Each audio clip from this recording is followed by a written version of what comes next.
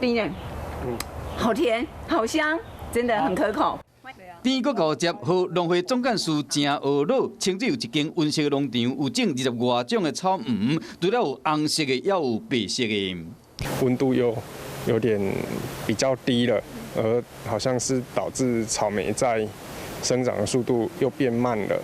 虽然换差不多1个月，不过搁较高接，搁较甜。伊10多年前回去故乡做农，嘛研究出真侪新产品。我们自己交配选育的一个粉红色的草莓，它的味道上也是很特别。所有无用化学肥料，拢家己调配，也有中药，也有啥哈。所以讲伊种起来草莓哈，一年比一年搁较水。青农回去故乡做农有成，毋但引进甲研究出真侪新品种，园区内的草莓嘛是拢用生物防治法的栽种，真侪游客当年就去雕成。